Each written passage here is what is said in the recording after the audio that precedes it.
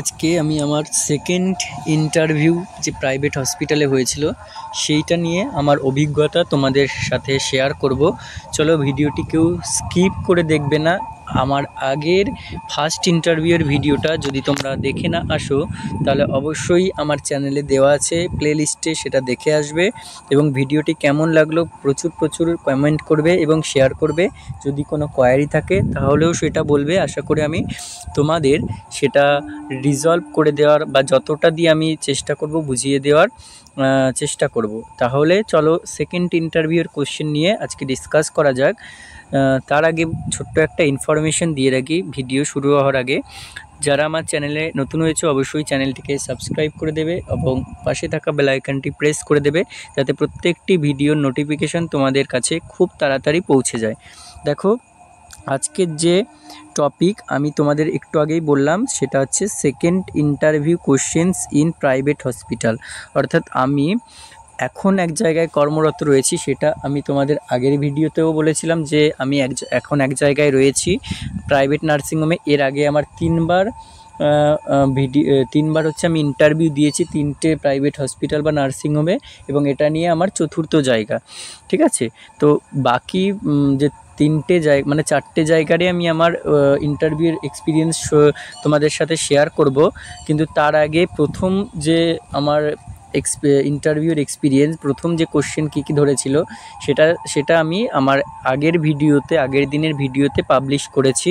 ঠিক আছে, সেটা চ্যানেলেই তোমরা পেয়ে যাবে, সার্চ করবে সেখানে গিয়ে প্লেলিস্টে যে কী ধরেছিল এবং আমি সেইটা কেন সেই জব অপরচুনিটিটা নিইনি বা কী সেখানে ফ্যাসিলিটি ছিল না, সেইটা আমি তোমাদেরকে ওখানে এক্সপ্লেন করেছি। চলো এই আজকের টপিকটা নিয়ে আলোচনা করা যাক।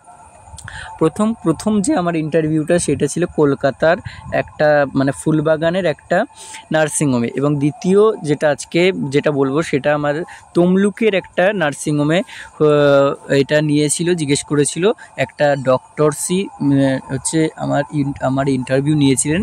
এবং পরবর্তী যে এক্সপিরিয়েন্সটা আমি শেয়ার করব ইন্টারভিউর, সেইটাও কিন্তু একটা তমলুকেরই একটা নার্সিংহোমের। চলো, প্রথম যে কোশ্চেন আমাকে জিজ্ঞাসা করা হয়েছিল সেটা বলেছিল ব্লাড কালেকশন ভায়াল কি আছে এবং কোন ভায়ালে কিসের জন্য ব্লাড কালেক্ট করা হয়। ওকে, এই যে কোশ্চেনটা করেছিল এটা কিন্তু খুবই একটা ইম্পর্টেন্ট কোশ্চেন, এবং এটা প্রায়শই কিন্তু প্রত্যেকটা ইন্টারভিউতে যে কোনো ইন্টারভিউতে তোমার ধরতে দেখা যায় মেডিকেল রিলেটেড। তাহলে ব্লাড কালেকশন ভায়াল যদি বলা হয় মেইনলি 4টে বা 5টা রয়েছে। ঠিক আছে, যেমন যে কালার কোড অনুযায়ী যদি বলি তাহলে একটা রয়েছে পার্পেল ভায়াল, একটা রয়েছে রেড ভায়াল, একটা রয়েছে ইয়েলো, ঠিক আছে, আর একটা রয়েছে গ্রে কালারের। তো এই যে 4টে ভায়ালের কথা বললাম, 4টের কালার কোড অনুযায়ী আলাদা আলাদা নাম রয়েছে। সেইটা কি রিয়েজেন্ট কি কেমিক্যাল ইউজ করা হয় যাতে ক্লটিং না হয়ে যায় সেইটার ওপর ভিত্তি করে। যেমন পার্পেল যে কালারটা বললাম, পার্পেল কালারটা কিন্তু তোমার অ্যাকচুয়ালি ওটাতে কি বলা হয়, ওটাকে ইডিটিএ ভায়ালও বলা হয়। ঠিক আছে, ইথিলিন ডায়ামিন টেট্রা অ্যাসিটিক বা অ্যাসিটিক অ্যাসিড রয়েছে বলে এই রিয়েজেন্টটা দেওয়া হয় বলে ওটাকে ইডিটিএ ভায়াল বলা হয়। ঠিক আছে, এবার এই পার্পেল ভায়ালে কিসের জন্য ব্লাড কালেক্ট করা হয়। প্রথমত CBC complete blood count related যা পরীক্ষা নিরীক্ষা রয়েছে সেইগুলোর জন্য করা হয়। ওকে, সিবিসি রয়েছে, তারপর হচ্ছে আরও বিভিন্ন টাইপসের যেগুলো রয়েছে। ওটা আমার আলাদা একটা ইন্টারভিউয়ের ভিডিও রয়েছে। ঠিক আছে, প্লেলিস্টে সার্চ করে যেখানে দেখবে মোস্ট ইম্পর্টেন্ট ইন্টারভিউ কোশ্চেন, সেখানে আমি এই ব্লাড কালেক্টিং ভায়াল নিয়ে ভিডিও করেছি, সেখানে দেওয়া আছে। এবং তাহলে পার্পেল কালারটা বললাম। এবার রেড কালারটা হচ্ছে ক্লড ভায়াল। ঠিক আছে, ক্লড ভায়াল বলা হয় ওটাকে। তো এই রেড কালারের যে ভায়াল সেখানে কি টেস্ট করা হয়, সেখানে থাইরয়েডের জন্য টেস্ট করার জন্য ব্লাড কালেক্ট করা হয়, এবং আরও কিছু এপিটিটি পিটিটি এরকম বেশ কিছু টেস্ট করার জন্য ওখানে ব্লাড কালেক্ট করা হয়। এরপরে যে ভায়ালটা রয়েছে সেইটা হচ্ছে একটা সোডিয়াম সাইট্রেট, একটা সোডিয়াম ফ্লুরাইড ভায়াল। ঠিক আছে, তো যেটা রয়েছে গ্রে কালারের যে ভায়ালটা সেইটা হচ্ছে আমাদের সমস্ত রকমের ব্লাড গ্লুকোজ টেস্ট, হচ্ছে fasting blood glucose, FBS, postprandial blood glucose PPBS, তারপরে হচ্ছে RBS, এই ধরনের সমস্ত ব্লাড গ্লুকোজ যে লেভেল জানার জন্য মানে কালেক্ট করার জন্য তোমার টেস্টটা করা হয়, ঠিক আছে। আর লাস্টে রয়েছে যে কি রয়েছে, আর একটা ইয়েলো, ঠিক আছে, ইয়েলো ভায়াল আর একটা গ্রিন ভায়াল রয়েছে। ইয়েলো গ্রিন এগুলো আলাদা ব্যাপার, কিন্তু আরেকটা রয়েছে যেটা, সেটা হচ্ছে তোমার হচ্ছে ব্লু কালার, ঠিক আছে। ব্লু কালার হচ্ছে সোডিয়াম ফ্লোরাইড ভায়াল। সেখানে কি করা হয়, সেখানে তোমার বিভিন্ন হচ্ছে অ্যামিনোগ্লোবিলিন টেস্ট, তারপর এই ধরনের কিছু টেস্ট রয়েছে, সেগুলো সেই ভায়ালটাই করা হয়। তো এইগুলো হচ্ছে আমার ভায়াল related, blood collecting ভায়াল related video রয়েছে, সেগুলো দেখে আসবে। তো আমি এটা কিছু আমাকে স্পেসিফিক ধরেছিল, এরকম পুরো কোশ্চেনটাই ধরেছিল, তারপরে কিছু স্পেসিফিক ধরেছিল যে কোনটাতে কিসের জন্য ব্লাড কালেক্ট করা হয়, সেভাবে আমি মানে গুছিয়ে বলেছিলাম। এবারে দেখো, পরবর্তী আমাকে কোশ্চেন করা হয়েছিল যে IV ফ্লুইডসের ড্রপ ক্যালকুলেশন, মানে একটা সিনারিও বলে দিয়েছিল যে ধরো 500 ml NS, ঠিক আছে, 500 ml NSকে তুমি হচ্ছে ধরো 8 ঘন্টা ধরে চালাতে বলা হয়েছে, মানে তোমাকে ইনস্ট্রাক্ট করা হয়েছে, ডক্টর বলেছে 8 ঘন্টা চালাতে 500 ml এর NS। তো সেইটা তার পার মিনিটে কত ড্রপস করে তুমি ক্যালকুলেট করবে, ঠিক আছে। সেটা একটা তোমার ফর্মুলা আছে, যেটা হচ্ছে ড্রপস পার মিনিটের একটা ফর্মুলা রয়েছে। সেইটা কি না, এখানে আমি লিখে দিচ্ছি আমি, সেটা ড্রপস পার মিনিটে হচ্ছে ফর্মুলাটা কি না, প্রথমে হচ্ছে টোটাল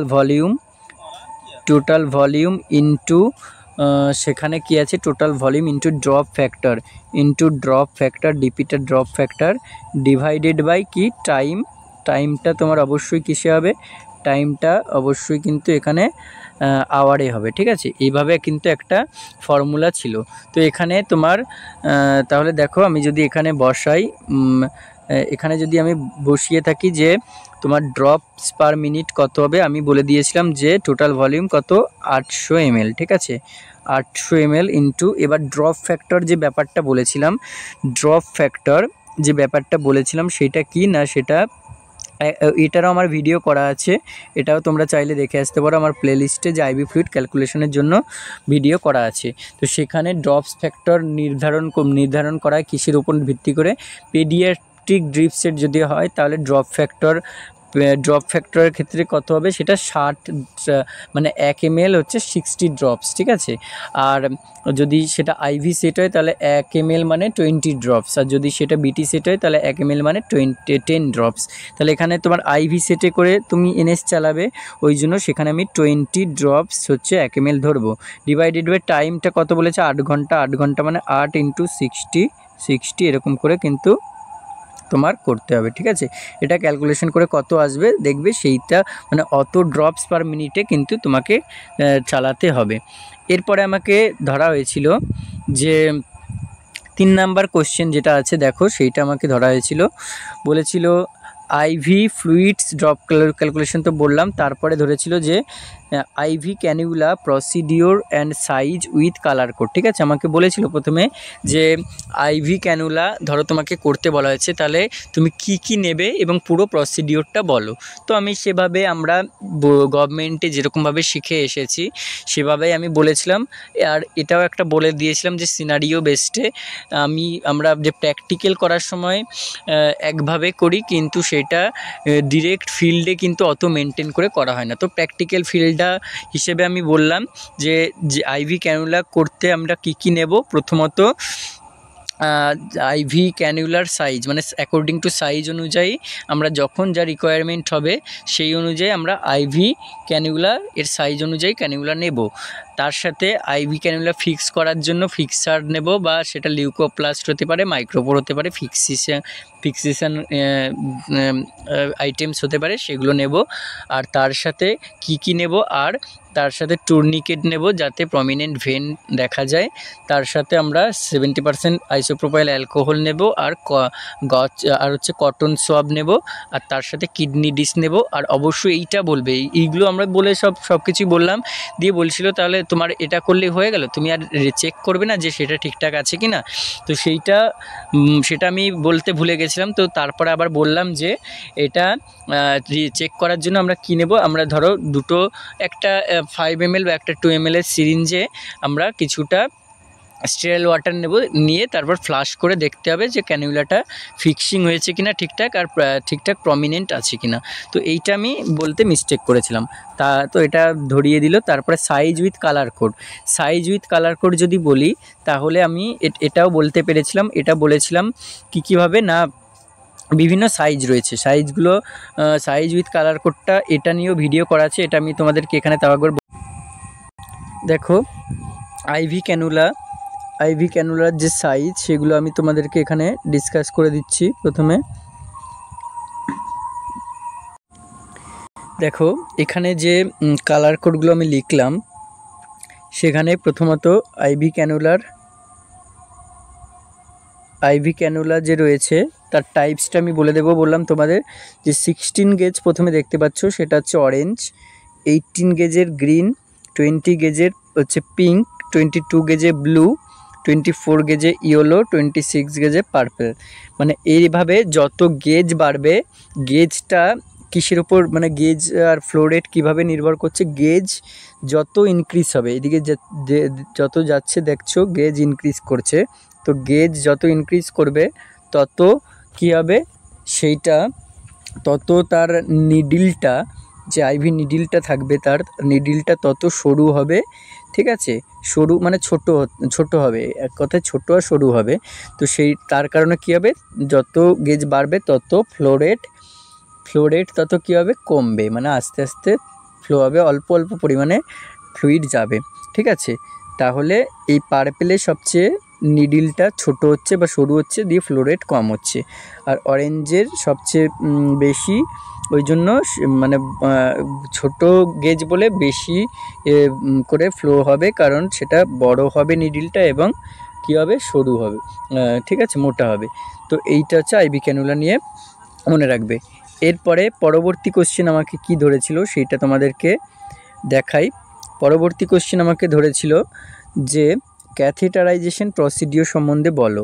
তো আমি এরপরে আইভি ক্যানুলা বলার পরে আমি ক্যাথেটারাইজেশন নিয়ে পুরো বলতে পেরেছিলাম। এগুলো দেখবে, এটা আমার ক্যাথেটারাইজেশনের ভিডিও আমি হয়তো কিছুটা করেছিলাম, আর কিছুটা বাকি রয়েছে, ওটা করে দেবো, এর পরবর্তী ভিডিওতে দেখে নেবে। ক্যাথেটারাইজেশন নিয়ে আমাকে প্রথমে ক্যাথেটারাইজেশনের টাইপ ধরেছিল।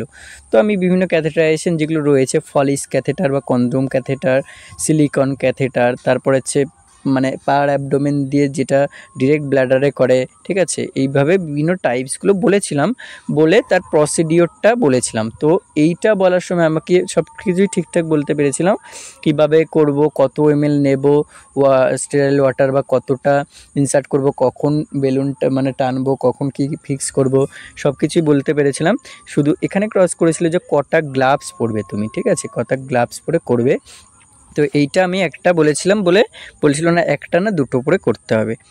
দিয়ে তারপরে আবার ক্রস কোশ্চেন করতে লেগেছিল যে একটি এমার্জেন্সি ড্রাগের নাম বলো কয়েকটি এবং তাদের মোড অফ অ্যাকশন কী। তো এমার্জেন্সি ড্রাগ নিয়ে দেখবে, এমার্জেন্সি ওয়ার্ড যেখানে ছিল সেখানে আমি এমার্জেন্সি ড্রাগ নিয়ে ভিডিও করে দিয়েছি।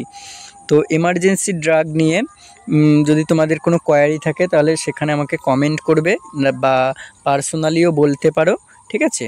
তো দেখো এখানে এমার্জেন্সি ড্রাগ নিয়ে আমি আর এই ভিডিওতে বিস্তৃতভাবে বলছি না, কারণ ভিডিওটা খুবই লেন্দি হয়ে যাবে। আমি প্রত্যেকটা কোশ্চেন শুধু কভার করে যাচ্ছে কী কী ধরেছিল এবং কিছু কিছু করে অ্যান্সার দিচ্ছি। তো এই অ্যান্সারগুলো রেফারেল মানে তোমরা পেয়ে যাবে আমার হচ্ছে মোস্ট ইম্পর্টেন্ট যে ইন্টারভিউ কোশ্চেন রয়েছে সেখানে, ঠিক আছে। তাহলে এইটা কয়েকটা আমি ড্রাগের নাম বলে দিচ্ছি এবং কোনটা কি কাজে লাগে সেইটুকু শুধু বলে দিচ্ছি। মোড অফ অ্যাকশনগুলো আমি সেখানে ডিসকাস করে দিয়েছিলাম। প্রথমত বলবো যে অ্যাট্রোপিন সালফেট, এটা কিন্তু আমাদের যে আইয়ের যে পিউপিল রয়েছে সেটাকে কি করে, সেটাকে কিন্তু যে পয়জনিং পেশেন্ট থাকে তাহলে ডাইলেট করতে সাহায্য করে, পিউপিল ডাইলেটর হিসেবে কাজ করে। তারপরে আমি বলবো যেটা হচ্ছে এপিনেফ্রিন বা অ্যাড্রেনালিন এবং নর অ্যাড্রেনালিন, ঠিক আছে। এরা একে অপরের পরিপূরক হিসেবে কাজ করে, অ্যাড্রেনালিন এবং নর অ্যাড্রেনালিন। এরপরে আমি বলবো যেটা ডোপামিন এবং ডোবুটামিন, এটাও একে অপরের পরিপূরক হিসেবে কাজ করে। এরপর আমি যেটা বলবো সেটা হচ্ছে ইনজেকশন পটাশিয়াম ক্লোরাইড। এটা তো তোমরা জানো যে ইনজেকশন পটাশিয়াম ক্লোরাইড অবশ্যই স্লো আইভি ইনফিউশনে দেওয়া হয়। আইভি ইনফিউশন, ডিরেক্ট আইভিতেও কিন্তু ডিরেক্ট ভেনে কিন্তু দেওয়া হয় না। আর তাছাড়া আমি আরও কয়েকটি এমার্জেন্সি ড্রাগের নাম বলবো, সেটা হচ্ছে অ্যাট্রোপিন বলেছি এবং অ্যাড্রেনালিন বলেছি, এবং তার সাথে আরও কয়েকটা বলবো, সেগুলো হচ্ছে তোমার ম্যাগনেসিয়াম সালফেট 25% ডেক্সট্রোজ থাকে সেখানে, তারপর হচ্ছে তোমার ডায়াজেপাম থাকে, ঠিক আছে। এগুলো হচ্ছে সব এমার্জেন্সি গ্রুপের ড্রাগ।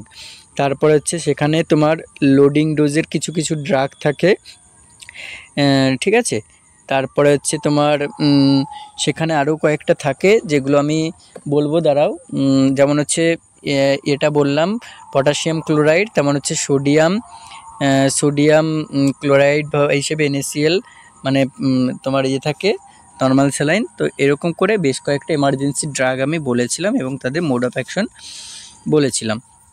এরপর আমাকে যেই অ্যাট্রোপিন বলেছিলাম তখন আমাকে ধরা হয়েছিল যে অ্যাট্রোপিনের কাজ কি ও এর লোডিং ডোজ সম্বন্ধে বলো। তো লোডিং ডোজ, যেহেতু উনি ডক্টর ছিলেন, তাহলে সেই জন্য উনি লোডিং ডোজ মানে এই ইনজেকশন রিলেটেড মানে কোশ্চেন আমাকে বেশি করে ধরছিলেন। তো আমি অ্যাট্রোপিন এর কাজ কি সেটা বলতে পেরেছি, কিন্তু লোডিং ডোজটা সেই মুহূর্তে আর মনে পড়ছিল না। দিয়ে উনি আমাকে সেটা ক্রস চেক করে আমাকে উনি বলে দিয়েছিলেন আর বলছিলেন যে এই কিছু কিছু এমার্জেন্সি ড্রাগস রয়েছে, সেগুলোর লোডিং ডোজ কিন্তু অবশ্যই মনে রাখবে। তো আমি সেভাবে মনে রেখেছিলাম। তো তারপরে আমাকে ধরা হয়েছিল যে ম্যাগনেসিয়াম সালফেটের ডোজ। তো এটা মোটামুটি তোমরা অপসে আশা করি পড়েছিলে, এটা মনে থাকার কথা। আমি যেমন এটাও বলতে পেরেছিলাম খুব ভালোভাবেই। আমি বলেছিলাম যে ম্যাগনেসিয়াম সালফেট হচ্ছে একটা কি গ্রুপের ড্রাগ, সেটা প্রথমে বলে দেবে যে এটা হচ্ছে তোমার কি না সিজার, মানে অ্যান্টি কনভালসেন্ট গ্রুপের ড্রাগ। সিজারকে তোমার প্রতিহত করছে, মানে লেবারে যে সিজার কনভালশন হবে সেটার মানে অ্যাগেনস্টে কাজ করবে। তো এটার ক্ষেত্রে দুটো ডোজ হয় তোমরা জানো, একটা হচ্ছে লোডিং ডোজ এবং একটা হচ্ছে মেইনটেনেন্স ডোজ। তো লোডিং ডোজটা কি, সেটা লোডিং ডোজ মানে যেটা একবারেই একটা টাইমে দিয়ে দেওয়া হচ্ছে একবারে, ঠিক আছে। আর মেইনটেনেন্স ডোজটা যেটা কিছুক্ষণ ছাড়া ছাড়া দিতে হচ্ছে। এবারে এটা বলার পর আমি লোডিং ডোজটা বলেছিলাম খুব সুন্দরভাবে, যে লোডিং ডোজ যেটা থাকবে সেটা হচ্ছে 4 গ্রাম, ঠিক আছে। মানে ম্যাগনেসিয়াম সালফেট কত থাকে তোমার একটা অ্যাম্পেলে, সেটাকে তোমাকে জানতে হবে, ঠিক আছে। একটা অ্যাম্পেলে কত থাকে না তোমার হচ্ছে 2 গ্রাম করে থাকছে, ঠিক আছে। একটা অ্যাম্পেলে 2 গ্রাম করে থাকছে। তাহলে তোমাকে কি করতে হবে, তোমাকে প্রথমে লোডিং ডোজে 4 গ্রাম, ঠিক আছে। এটা এমজিতে বলবে না, একদম গ্রামে বলতে হবে, ঠিক আছে। এমজি অনেকের গুলিয়ে যায়।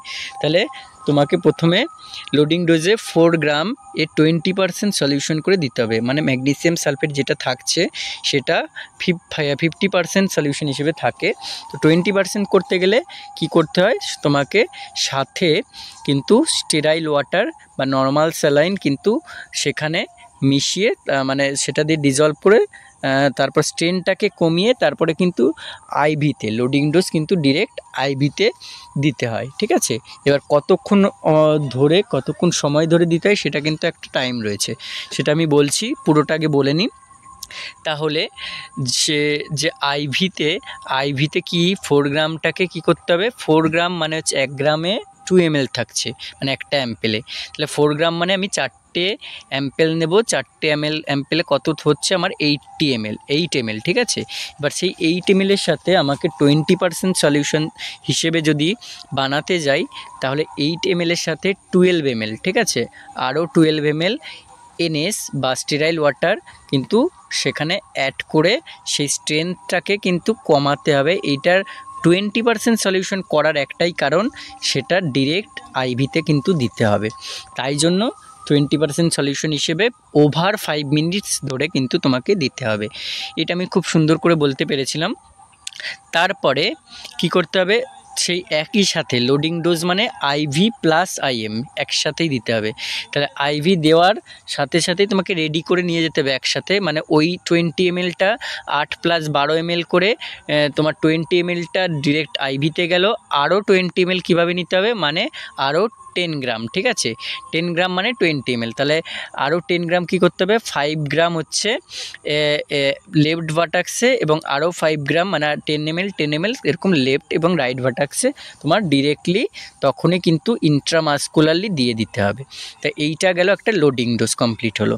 এরপরে যদি বলে তোমার মেনটেনেন্স ডোজ কখন দেবে, তাহলে মেনটেনেন্স ডোজ দেওয়ার আগে কিছু তোমার ম্যাগনেসিয়াম টক্সিসিটি হচ্ছে কিনা সেটা চেক করে নিতে হবে, ঠিক আছে, সেটা চেক করতে হবে। বিভিন্ন কন্ডিশনস রয়েছে সেগুলো নিজার রিফ্লেক্স যেমন প্রথমত, তারপরে যদি রেসপিরেশন 12 ব্রিথস পার মিনিটের কম হয়, তারপরে হচ্ছে তোমার ইউরিন আউটপুট হচ্ছে 30 ml পার আওয়ারের কম হয়, এই রকম কয়েকটি কন্ডিশনস রয়েছে। এগুলো যদি না থাকে আর সিরাম ম্যাগনেসিয়াম লেভেল নর্মাল এর থেকে কম হলে, এগুলো হলে কিন্তু ম্যাগনেসিয়াম সালফেটের মেনটেনেন্স ডোজ শুরু করা যাবে না।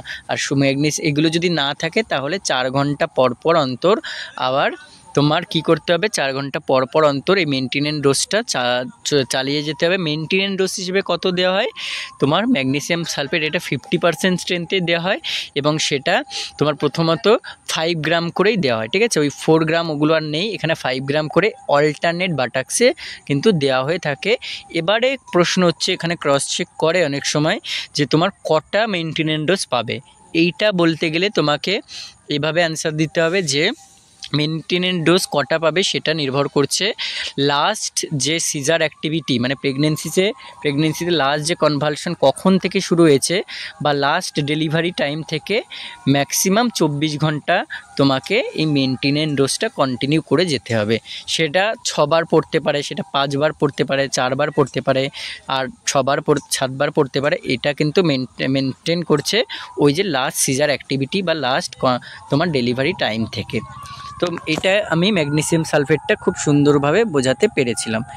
এরপরে আমাকে ধরেছিল যে রেফারেল সিস্টেম কি, রেফারেল সিস্টেম নিয়ে একটা কোশ্চেন করা হয়েছিল আমাকে। ওকে, তো রেফারেল সিস্টেমটা আমি কমিউনিটিতে যেহেতু পড়েছিলাম, ফার্স্ট ইয়ারে কিছুটা ছিল এবং থার্ড ইয়ারে, তো রেফারেল সিস্টেমটা সুন্দরভাবে বুঝিয়ে বলেছিলাম। একটা হচ্ছে সেন্টার দিয়ে আর একটা হচ্ছে হেলথের একটা ডিজিজ কন্ডিশন নিয়ে বুঝিয়েছিলাম। যে সেন্টারে সবচেয়ে যে আমাদের ভিলেজ লেভেলে সবচেয়ে নিচে কোন সেন্টার রয়েছে সেটা আমরা জানি যে সাব সেন্টার বা এসএসকে রয়েছে। সেখান থেকে যদি আমরা কোনো একটা পেশেন্টকে রেফার করি, কোনো মানে হেলথ প্রফেশনাল যারা রয়েছে, তাহলে সেখান থেকে রেফারেল সিস্টেমের মাধ্যমে আমরা সাব সেন্টার থেকে কোথায় রেফার করতে পারি, সাব সেন্টার থেকে আমরা রেফার করব হচ্ছে একটা পিএইচসিতে, তাই তো, পিএইচসিতে মানে প্রাইমারি হেলথ সেন্টারে। প্রাইমারি হেলথ সেন্টার থেকে আবার রেফার করতে পারি কোথায়, একটা সিএইচসিতে মানে কমিউনিটি হেলথ সেন্টারে। কমিউনিটি হেলথ সেন্টার থেকে কোথায় আসতে পারি, বিপিএইচসিতে, বিপিএইচসি। তারপর সেখান থেকে আমরা আস্তে আস্তে রুরাল হসপিটাল, এরপরে আমরা যেতে পারি ডিস্ট্রিক্ট হসপিটাল, ঠিক আছে, ডিস্ট্রিক্টের আগে হচ্ছে স্টেট জেনারেল এসজিএইচ, স্টেট জেনারেল বা সাব ডিভিশনাল হসপিটাল, ঠিক আছে, এরকম করে আস্তে আস্তে ডিস্ট্রিক্ট যাবে, ডিস্ট্রিক্টের পরে সুপার স্পেশালিটি যাবে, সুপার স্পেশালিটির পরে মেডিকেল কলেজ। এইভাবে একটা সেন্টার থেকে একটা মেডিকেল কলেজ পর্যন্ত, এইমস পর্যন্ত আমি মানে পরপর একটা সেন্টার থেকে হসপিটালের দিকে আমি একটা এক্সাম্পল দিয়ে বলেছিলাম। আর একটা হেলথ কন্ডিশন, একটা ডিজিজ কন্ডিশন নিয়ে একটা এক্সাম্পল নিয়ে তারপরে একটা ডেফিনিশন মতো করে বলেছিলাম। তো বলেছিল ঠিকই আছে তোমার অ্যান্সার। তারপরে আমাকে এবারে মেন জায়গায় গেল, যে বলছে আইসিইউ নিয়ে তোমাকে কিছু কোশ্চেন করি। আমি বললাম ঠিক আছে স্যার, অ্যান্সার দেওয়ার চেষ্টা করব। তো বলেছিল আইসিইউতে কি ধরনের পেশেন্ট ভর্তি করা হয়। দিয়ে এই যে আইসিইউতে একবার ঢুকলো, আইসিইউ থেকে এরপরে মানে আমার আইসিইউ নিয়েই ম্যাক্সিমালি কোশ্চেন কিন্তু ধরে গেছিলো। ঠিক আছে, যে প্রথমেই যে কী পেশেন্ট কী ধরনের এইটা আমি একটা করে বলছি, আর সেখান থেকে ডিপলি আবার কোশ্চেন, সেখান থেকে একটা করে কোশ্চেন বের করছে। ঠিক আছে, যখন আমি একটা বললাম যে রেসপিরেটরি প্রবলেমস রিলেটেড পেশেন্ট ভর্তি হয়, যেমন কোনো ক্রনিক স্টেজে সিওপিডি নিয়ে ভর্তি হলো, ঠিক আছে, বা ক্রনিক অ্যাসমা নিয়ে ভর্তি হলো, তো বললো তারপরে এইটা ধরার পরেই তখন এই যে আমাকে ধরলো যে সিওপিডি, যেই সিওপিডি বলেছি তখন 13 দাগের কোশ্চেনটা করেছিল যে সিওপিডি টাইপ কী বলো। আচ্ছা, তো সিওপিডি বলার সময় আমি সিওপিডি ব্যাপারটা কি বললাম, যে প্রথমে ফুল ফর্ম বলে দিলাম, ক্রনিক অবস্ট্রাকটিভ পালমোনারি ডিজিজ। এইটা বলার পরে আমি বললাম যে ব্যাপারটা কি, মানে কী কারণে হয়, এটা রিস্ক ফ্যাক্টর বা হচ্ছে মডিফায়েবল এবং নন মডিফায়েবল হিসেবে বললাম। বলার পরে এর টাইপটা যখন আসছে, টাইপ আমি বলেছিলাম যে সিওপিডি এর টাইপস হচ্ছে বিভিন্ন হতে পারে, যেটা হচ্ছে এই সিওপিডি, তারপর হচ্ছে সিওপিডি ক্লাস 1 ক্লাস 2 এরকম করে বিভিন্ন টাইপস হচ্ছে আমি বলেছিলাম। তো তারপরে এইটা বলার পরে আমাকে ধরেছিল যে এই সিওপিডি যে বললে, তাহলে এটার ফুল ফর্ম বলো এবং এই সিওপিডির ক্ষেত্রে কি সিভিয়ার সাইন সিমটম দেখা যায়। ঠিক আছে, এইটা নিয়েও দেখবে আমি ভিডিও করিনি এখনও, আমার বানানো আছে, এটা কন্টেন্ট বানানো আছে, আমি এটা দিয়ে তোমাদের ভিডিও করে দেবো। ঠিক আছে, তাও আমি এখানে বলে দিচ্ছি যে এই সিওপিডি কি না, এটা হচ্ছে অ্যাকিউট দিয়ে অ্যাকিউট এক্সঅ্যাসারবেটেড সিওপিডি, যেটা হচ্ছে সিওপিডির একটা খুব ক্রনিক স্টেজ, যেখানে তোমার বিভিন্ন সাইন সিমটম, সিভিয়ার সিওপিডি এর সাইন সিমটমস কিন্তু দেখাচ্ছে। এইগুলো বলার পরে আমাকে ধরা হয়েছিল যে আইসিইউতে বলো কি। আচ্ছা, তার আগে বলি যে আইসিইউতে কি ধরনের পেশেন্ট থাকে, এগুলো কিন্তু আমি একটা করে বলছিলাম আর একটা করে আমাকে কোশ্চেন করেছিল। তারপর আমি সিভিএ নিয়ে বলেছিলাম, সিভিএ পেশেন্ট থাকে। আচ্ছা, তখন বলল সিভিএ কি, ঠিক আছে, সিভিএর টাইপস কি হয়, তারপর সিভিএতে মেন স্পেশাল কি প্রিকশনস রয়েছে, ঠিক আছে, তারপরে সিভিএ পেশেন্টকে কিভাবে ম্যানেজ করবো, এটা পরে 15 দাগের কোশ্চেন আছে, আমি তখন বলে দিচ্ছি। তো এইভাবে একটা করে ডিজিজ বলছিলাম আর একটা করে আমাকে সেখান থেকে খুঁটিয়ে কোশ্চেন ধরা হচ্ছিল। ঠিক আছে, এইভাবে আইসিইউ নিয়ে কিন্তু বিভিন্ন কোশ্চেন, বিভিন্ন পেশেন্ট রিলেটেড যখনই বলছিলাম তখনই কোশ্চেন কিন্তু করছিল।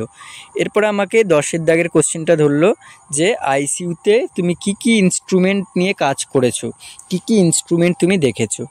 দেখবে আইসিইউ নিয়ে ভিডিও যেখানে রয়েছে সেখানে আমি 2টো কোশ্চেনই কভার করেছিলাম, কি ধরনের পেশেন্ট ভর্তি হয় এবং কি ইনস্ট্রুমেন্ট রয়েছে, সেটা তোমরা দেখে আসবে। ঠিক আছে, ইনস্ট্রুমেন্টগুলো তাও আমি একটা লিস্ট করে দিচ্ছি, একটা নাম বলে দিচ্ছি। প্রথমত সেখানে আমরা বাইপ্যাপ বা সিপ্যাপ মেশিন দেখেছি, ভেন্টিলেটর দেখেছি, কার্ডিয়াক মনিটর দেখেছি, তারপরে তার সাথে যে বাইপ্যাপ মেশিন বললাম সেটা তো ছিল। তারপরে সেখানে হচ্ছে বিভিন্ন ধরনের গ্যাজেটেড মেশিন, তারপর হচ্ছে তোমার সিরিঞ্জ পাম্প, ঠিক আছে, ইনসুলিন পাম্প, সিরিঞ্জ পাম্প, তারপরে সেখানে বিভিন্ন মনিটর সিস্টেম, এগুলো কিন্তু ইনস্ট্রুমেন্ট ছিল। আইসিইউ বেডের সাথে সেখানে বিভিন্ন এয়ার ম্যাট্রেস, ঠিক আছে, এগুলো কিন্তু একটা আইসিইউতে থাকে, সেগুলো আমি সব কিছুই বলেছিলাম আস্তে আস্তে। বলার পরে এরপর আমাকে ধরেছিল যে নর্মাল ডেলিভারি তো তোমরা করেছিলে, আমি বললাম হ্যাঁ আমরা নর্মাল ডেলিভারি করেছি। সেখানে আমাদের রেকর্ড বুকও ছিল, রেকর্ড বুকটা আমি দেখাতাম, কিন্তু বলছে না রেকর্ড বুক দেখাতে হবে না, দিয়ে বলছে তোমাকে নর্মাল ডেলিভারি থেকে কিছু কোশ্চেন করি। বললো নর্মাল ডেলিভারি ট্রে তোমরা সাজিয়ে নিশ্চয়ই করেছো ডেলিভারি, তাহলে বলো তো ডেলিভারি ট্রেতে কি ট্রে লাগে এবং ট্রেতে কি থাকে। তখন আমি বললাম একটা লেখা ছিল, আমরা বলেছি যে নর্মাল ডেলিভারি ট্রে, একটা আমরা বলেছি যে সেখানে পিপিআইসিডি মানে post prandial intra uterine contraceptive device, মানে হচ্ছে যেটা হচ্ছে তোমার কি থাকে, সেটা হচ্ছে পরানো হয়, মানে আমাদের কপারটি পরানো হয় মায়েদেরকে, তো কপারটি পরানোর জন্য ওই পিপিআইসিডি ট্রে লাগে। ঠিক আছে, আর আর একটা হচ্ছে বেবি ট্রে থাকে, বেবি ট্রের জন্য সেখানে বেবির ইনস্ট্রুমেন্ট বিভিন্ন থাকে, ঠিক আছে। তো এইগুলো হচ্ছে একটা নর্মাল ডেলিভারির জন্য আমরা ট্রে ইউজ করতাম। ইউজ করার পরে এখানে এবার নর্মাল ডেলিভারি ট্রেতে সেখানে গজ পিস থাকবে, তারপরে সেখানে বিটাডিন আছে, বিটাডিনের সাথে সেখানে আরও মানে মিনিমাল কিছু ইনস্ট্রুমেন্ট লাগে, যেমন হচ্ছে ককার্স ফরসেপ লাগে, তারপর হচ্ছে ক্যালিস ফরসেপটা পিপিআইসিডি ট্রেতে ছিল, ককার্স ফরসেপ লাগছে। সেখানে হচ্ছে তোমার একটা বোল থাকে, বলে বিটাডিনটা ঢালার জন্য বোল থাকছে।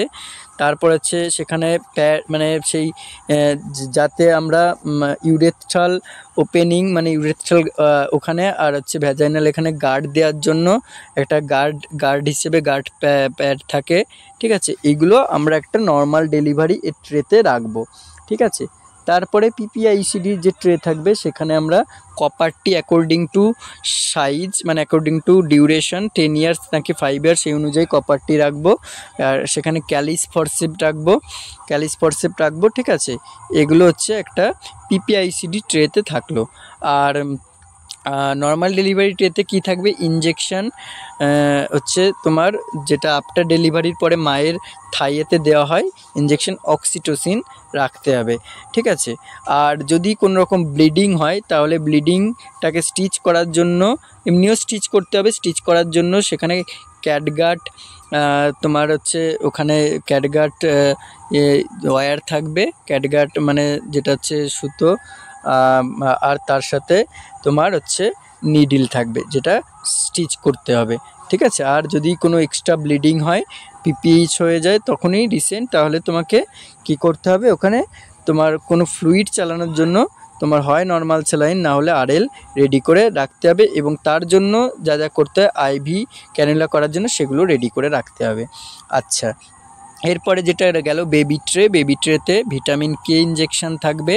তারপর হচ্ছে যে বেবির আম্বিলিকাল কর্ডটা ক্ল্যাম্প করার জন্য কর্ড ক্ল্যাম্প থাকবে। তারপর হচ্ছে বেবি শিট থাকবে, ঠিক আছে। এগুলো সব একটা বেবি ট্রে, কিন্তু বেবি শিটটা মায়ের অ্যাবডোমেনে কিন্তু ওখানে পেতে দেওয়া হয়। তাহলে এইভাবে আমি কিন্তু খুব সুন্দর করে ট্রেগুলো পরপর সাজিয়ে বলেছিলাম।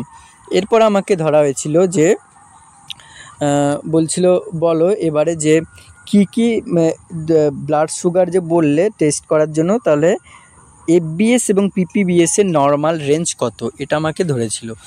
দিয়ে আমি এটাও একটা বলেছিলাম যে এফবিএস মানে কি, আগে বললাম ফাস্টিং ব্লাড সুগার, মানে যেটা হচ্ছে খাবার আগে করতে হয় সকালবেলায়, আর পিপিবিএস যেটা হচ্ছে মানে না খেয়ে থেকে করতে হয়, এবং পিপিবিএস খাবার 2 ঘন্টা পরে করতে হয়। তো এইটার নর্মাল রেঞ্জ আমি বলেছিলাম এফবিএসের ক্ষেত্রে 70 to 110 mg/dl, আর পিপিবিএস হচ্ছে আর একটু বেশি থাকে, পিপিবিএস হচ্ছে আপ টু 150 to 180 হচ্ছে এরকম mg/dl থাকে। তো এটা বলার পরে আমি এই যে যখন বলেছিলাম যে আইসিইউতে কী পেশেন্ট থাকছে, সেই সময় বলেছিলাম সিভিএ পেশেন্ট। তো সিভিএ নিয়ে ধরেছিল যে সিভিএ পেশেন্টকে কীভাবে ম্যানেজ করবে তুমি, ঠিক আছে। আমি বললাম সিভিএ বলেছিলাম কাকে বলা হয়, সেরিব্রোভাস্কুলার অ্যাক্সিডেন্ট অর হচ্ছে অ্যারেস্ট, ঠিক আছে। অ্যাটাক বলবে না, হয় অ্যাক্সিডেন্ট না হলে অ্যারেস্ট। তো আমি বলেছিলাম এই ধরনের যে পেশেন্ট আছে সেই পেশেন্টকে ম্যানেজ করা যাবে কিভাবে না, সেখানে বলেছিলাম মেডিকেল ম্যানেজমেন্ট, বিভিন্ন নার্সিং ম্যানেজমেন্ট থাকবে। তো মেডিসিন হিসেবে আমরা যেহেতু সেরিব্রাল আর্টারিতে বা সেরিব্রাল ভেসেলসে ব্লক থাকার কারণে ব্লাড সেখানে ফ্লো হচ্ছে না, তো সেই ব্লকেজের কারণে তোমার সেখানে কি করতে হবে, অ্যান্টি হচ্ছে তোমার মানে ব্লাড ক্লটটা যাতে ভেঙে দেয়, অ্যান্টি মানে থ্রম্বোলাইটিক এজেন্ট বা অ্যান্টি থ্রম্বিক এজেন্ট এরকম তোমার হচ্ছে সেখানে অ্যাপ্লাই করা হবে, মানে ইন্ট্রামাসকুলারলি বা ইন্ট্রাভিনাসলি। আর তার সাথে সিবিএ পেশেন্টের ম্যানেজমেন্ট হিসেবে মোটামুটি আমরা তাকে তার GCS Glasgow coma scale assess করব। তারপরে তাকে হচ্ছে আরও বিভিন্ন মেডিসিন দেওয়া হয়, ঠিক আছে, মেডিকেশনসগুলো প্রপারলি দেব। এই সিভিএর ম্যানেজমেন্টটাও আমি আমার ভিডিওতে করে রেখেছি, সেটাও তোমরা কিন্তু দেখে নেবে। এরপরে আমাকে ধরা হয়েছিল যে normal range of sodium, potassium, calcium এবং SpO2 এইগুলো আর ক্লোরাইড এগুলো কিন্তু ধরেছিল আমাকে, যে বলছে আচ্ছা তোমাকে কতগুলো ইলেকট্রোলাইট অ্যাসিড বেস ব্যালেন্স পড়েছিলে। আমি বললাম হ্যাঁ। তো বলেছিল তাহলে সোডিয়াম, পটাশিয়াম, ক্যালসিয়াম এবং SpO2 এই দুটো তোমাদের এই কটার হচ্ছে নর্মাল রেঞ্জগুলো বলো।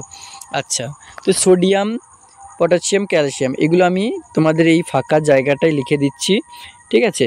দেখো সোডিয়ামের ক্ষেত্রে নর্মাল রেঞ্জ কত, আশা করি তোমরা অনেকে জানো।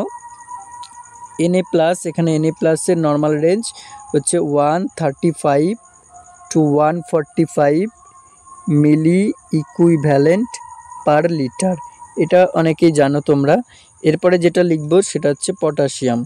পটাশিয়ামের হচ্ছে 3.5 to 5, ঠিক আছে, 3.5 to 5, এটার ইউনিট হবে mg/dl, মিলিগ্রাম পার ডেসিলিটার। এরপরে যেটা রয়েছে সেটা ছিল ওখানে কি ক্যালসিয়াম। ক্যালসিয়ামের হচ্ছে 8.5 to 10.5 mg/dl, এটা হচ্ছে ক্যালসিয়াম। এরপরে যেটা ছিল সেটা হচ্ছে SpO2।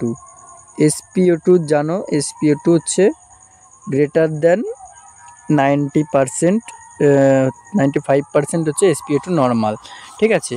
আর একটা ছিল মনে হয় ক্লোরাইড, ঠিক আছে। ক্লোরাইডটা একটু তোমরা দেখে নেবে, ক্লোরাইডটা আমার ভিডিওতেও করা আছে, ঠিক আছে।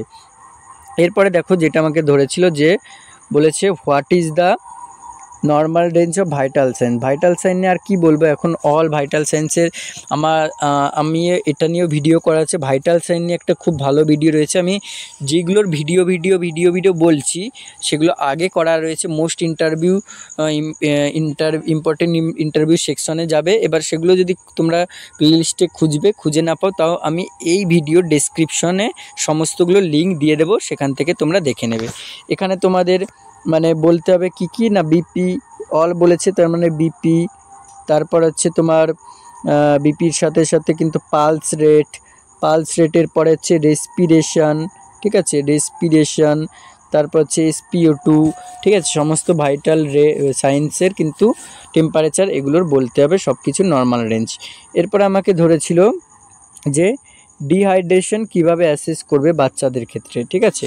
তো ডিহাইড্রেশন ব্যাপারটাকে আমি বললাম, ডিহাইড্রেশন কিসের কারণে হয় বললাম, মেনলি ডায়রিয়া হলে ডিহাইড্রেশন আমরা অ্যাসেস করি বাচ্চাদের ক্ষেত্রে। তো আমরা এটা সেকেন্ড ইয়ার পেডিয়াট্রিকে পড়েছি।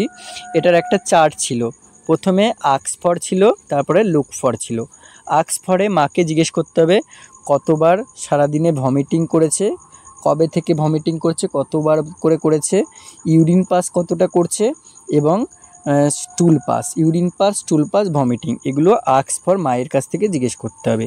আর লুক ফরে কি আমরা দেখতে পারি, লুক ফরে আমরা অ্যাসেস করতে পারি প্রথমত রেসপিরেশন দেখব, তারপরে স্কিন টার্গার দেখব, স্কিন টার্জিডিটিটা কীরকম, আমরা মাউথের কন্ডিশন দেখব, টাঙের কন্ডিশন দেখব, বা মাউথের লিপ আর টাং, ঠিক আছে। আমরা তারপরে আইতে কি দেখতে পারি, সানকেন নাকি ডিপ্রেসড, মানে সানকেন নয় এখানে, তো মানে ভেতরের দিকে ঢুকে গেছে কিনা, ঠিক আছে, এগুলো দেখলাম। তারপর টিয়ার আছে কিনা, টিয়ার অ্যাবসেন্ট ওর প্রেজেন্ট, চোখের জল, এগুলো দেখলাম, ঠিক আছে। স্কিন পিঞ্চটা দেখলাম, গুড অর মানে স্লোলি ব্যাক করছে নাকি কুইকলি ব্যাক করছে, ঠিক আছে, স্কিন পিঞ্চটা দেখলাম, রেসপিরেশন দেখলাম, এগুলো হচ্ছে থার্স্টটা দেখতে হবে। এগুলো দেখে আমরা ডিহাইড্রেশন অ্যাসেস করতে পারি, ঠিক আছে, যে সিভিয়ার ডিহাইড্রেশন নাকি সাম ডিহাইড্রেশন নাকি নো ডিহাইড্রেশন, এভাবে তিনটে ভাগ করা ছিল, নো, সাম, সিভিয়ার, ঠিক আছে। এরপর আমাকে ধরা হয়েছিল যে হাই রিস্ক ড্রাগস এক্সাম্পল। তো হাই রিস্ক ড্রাগস আর যেটা হচ্ছে এমার্জেন্সি ড্রাগস, এইগুলো কিন্তু সেম নয়, ঠিক আছে। হাই রিস্ক ড্রাগসের মধ্যে যেগুলো ধরো লুক অ্যালাইক, সাউন্ড অ্যালাইক, এরকম লাসা ড্রাগস বা এরকম কিছু ছিল হাই রিস্ক, ঠিক আছে, যেটা হচ্ছে সবসময় মার্ক করে রাখতে হয়, একটা রেড কালি দিয়ে সবসময় মার্ক করে রাখতে হয় যে হাই রিস্ক ড্রাগস কোনগুলো, ঠিক আছে। এরপর আমাকে ধরেছিল বলে অনেক কিছু এরকম ধরেছিল, আরও হয়তো কিছু মিস্টেকও হয়ে যেতে পারে, আমার মনে নেই, কিন্তু বেশ মানে অনেক টাইম ধরে কিন্তু ইন্টারভিউ নিয়েছিল, এটা মনে আছে। তো লাস্টের কোশ্চেনটা আমার এটাই মনে আছে যে টাইপ অফ শক ধরেছিল, কি শকের টাইপ আছে। প্রথমে আমি শক কাকে বললাম, দিয়ে বলেছিলাম হাইপোভলিমিক শক, তারপর হচ্ছে সেখানে ইলেকট্রিক শক, তারপর হচ্ছে হতে পারে আরও কিছু কিছু শখসের টাইপ ছিল, সেগুলো আমি সবকটাই সেখানে বলেছিলাম। বলে দিয়ে তারপরে আমাকে সেখানে তো আরও ক্যান্ডিডেট ছিল, আরও বিভিন্ন ইন্টারভিউয়ের জন্য গেছিলো, তো তাদেরকে এরপর ডেকেছিল, আমাকে বলেছিল ঠিক আছে তোমার ইন্টারভিউ মোটামুটি ভালোই হয়েছে, এটা বলে আমাকে তারপরে কি করেছিল, পরবর্তী জনকে ডেকে আমাকে বাইরে ওয়েট করতে বলেছিল। দিয়ে যে কয়জনের মোটামুটি হয়ে যাওয়ার পরে তারপরে আবার কি করলো, এক একজন করে আবার ডাকছিল, ডেকে এরপরে তখন কিছু প্রথমে কিন্তু কিছু এক্সপেক্টেড স্যালারি বা কোনো ফর্ম ফিল আপ করতে বলেনি। দিয়ে তারপরে বলছে একটা ফর্ম দেব, তুমি ইন্টারভিউতে মানে ইন্টারভিউ পাস করেছো বা ক্র্যাক করেছো, ভালোই তোমার মোটামুটি সব কিছুর নলেজ যতগুলো ধরেছি কিছু কিছু ভালোই ছিল, তাহলে আমরা তোমাকে সিলেক্ট করছি।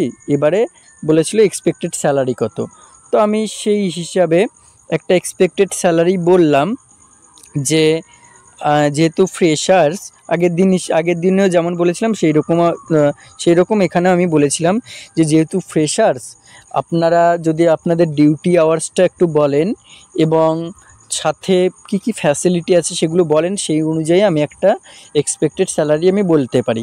তো এটা বলার পরে সেরকম ওনারা কিছু বলেননি, বলল দেখো আমাদের একটা ফর্ম্যালিটি আছে, আমরা এই ফর্মটা আপনাকে মানে তোমাকে দিয়ে ফিল আপ করাবো, যদি এখানে থাকতে চাও তো আগে এক্সপেক্টেড স্যালারিটা বলো।